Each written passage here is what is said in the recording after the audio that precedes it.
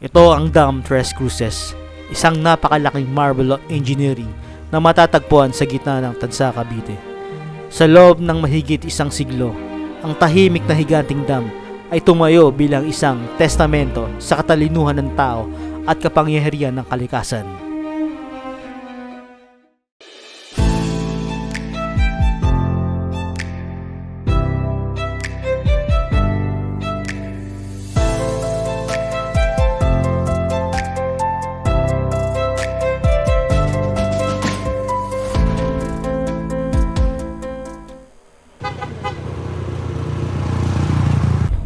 Hi mga kababayan, magra-ride na naman tayo pero malapit lang.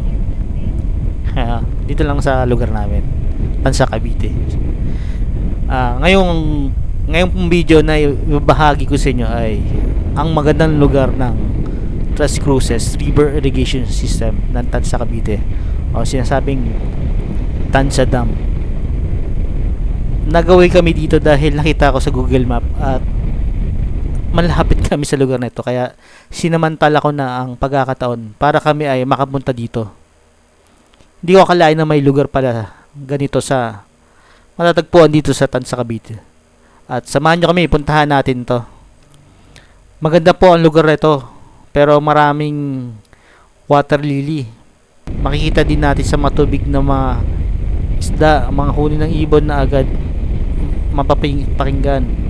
Pero mga kababayan, ito hindi pasyalan. Ito pa isang dam. Malapit lang po kami dito kaya napapunta lang kami. Ito po yung bagong daan. Ito po yung daan na kasalukuyang binabagtas namin ay daan ho ito papuntang Punta Road. Bypass road na bagong gawa. Ngayon pa lang po kami nakadaan dito, kaya medyo hindi rin kami familiar sa daanan na to. Mahaba ho tong daanan na to. Maganda ho dumaan dito kung kayo taga Tansa, Cavite. Wala pa hong ganong dumadaan ng mga sasakyan dito. Maganda ang daanan, malawak, at wala pa hong ganong mga bahay na nakatayo. Marami rin pong kayong makitang mga taniman. Actually ho, naligaw ho kami sa daanan na nagpaikot-ikot po kami. Dumaan po kami ng Bukaloob at napaikot ho kami, naligaw kami, kaya bumalik ulit kami dun sa kaninang dinaanan namin. Yung pinakadulo ho ng daanan na to ng inikutan namin ay hindi pa pala yari, so kaya maluwak.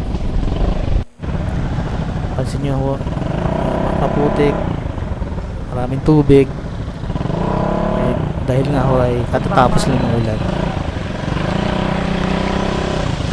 So ayan, umanang kami. Yan ho ay exit kanina, diretso bukal po yan. Dapat pala bumalik kami. Labas namin sa exit ng Punta Road. Ayan po, share ko na po yung video. So approaching na po kami dito sa command center, sa Paradahan, malapit sa Paradahan.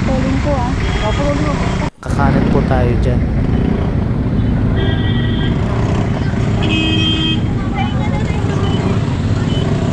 Diretsuin lang po natin yung daan para makapunta sa ito, Tres Dam.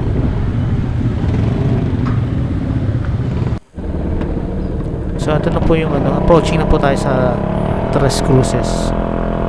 Yan yung arch nila. So nalagpasan na po natin yung arch, pero mahaba po yung daan, pinutol ko na lang po ito. Tres Cruces na daan, ito mahaba po ito, marami mga ako. So ito, nakikita nyo po yung pinaka barangay ng Tres Cruces. So malapit na po tayo sa dam.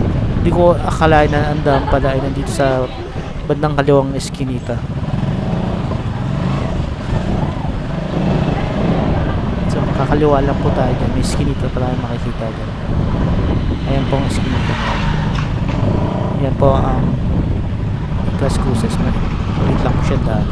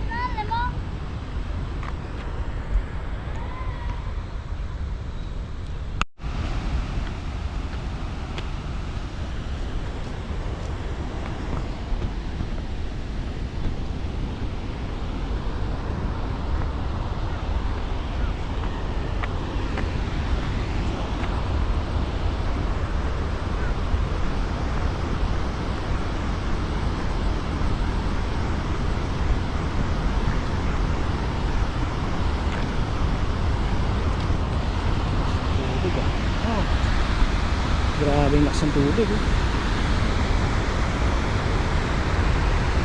Tres Cruces Irrigation System sa Cavite. Oh, grabe. Ang Matanda Dam o ang Presa de la Hacienda ay tinayo ng mga Dominico bago ang 1827. Ang dam na ito ay may 7 irigasyon na nakakalat upang patubigan ang mga bukirin ng hacienda sa Cavite. Isa sa 7 ang Dam Tres Cruces. Ang Tres Cruces Dam na matatagpuan sa Barangay Tres Cruces.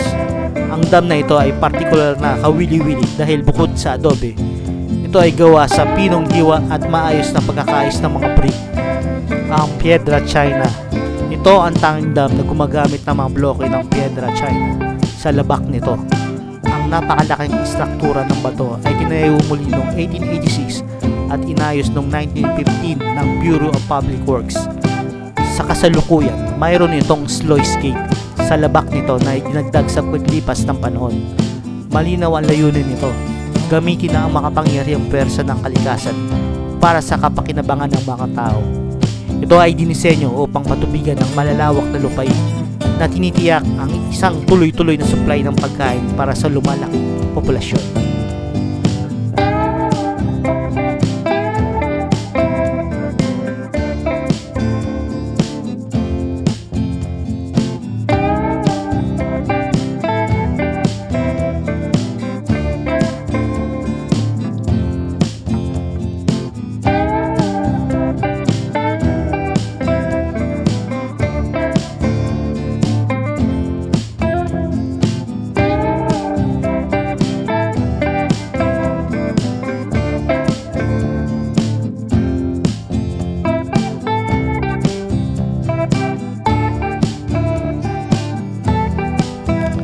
Dam na ito ay lifeline ng magsasaka. Kung wala ito, malalanda at mamamatay ang mga pananim ng magsasaka. Ito ay higit pa sa isang struktura. Ito ay isang simbolo ng pag-asa at kasaganaan. Ang mga henerasyon ng magsasaka ay umaasa sa dam na ito.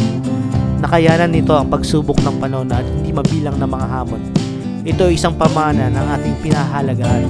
Hindi lamang kinokontrol ng dam ang pagbaha, kundi sinusuportahan din ng dam ang agrikultura na siyang backbone ng ekonomiya ng bansa. Ang mga sistema ng irigasyon ng dam ay nagpapataas ng mga ani ng pananim at napabuti ang kabuhayan ng mga lokal na magsasaka.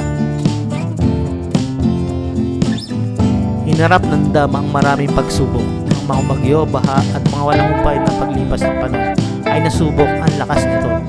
Gayunpaman, ito ay nakatayo, isang simbolo ng katatagan. Ang Dam Tres Cruces ay hindi lamang isang istruktura, ito ay isang ecosystem. Ang pagprotekta dito ay nangangalugan ng pag-iingat sa biodiversity at pagtiyak ng isang napapanatiling kinabukasan para sa komunidad. Ang wastong mga pagsisikap sa pagpapanatili at pag-iingat ay mahalaga. Ang dam na ito ay isang mahalagang mapagkukunan na dapat pangalagaan para sa mga susunod na henerasyon.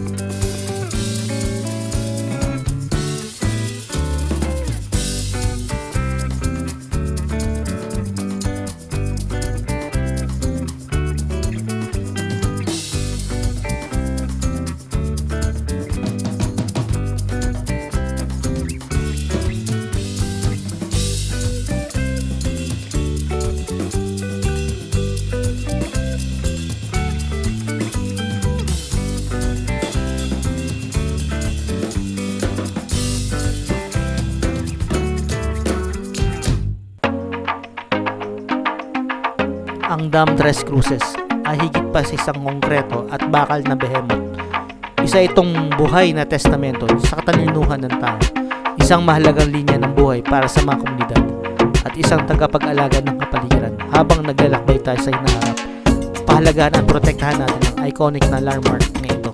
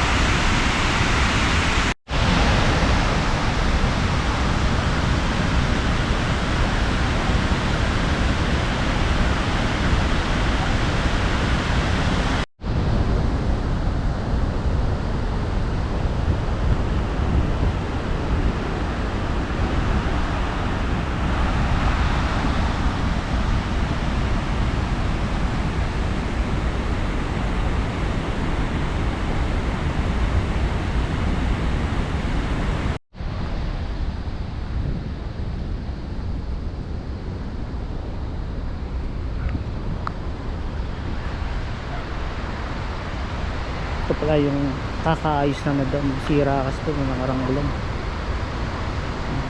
Ito naayos na pala ito.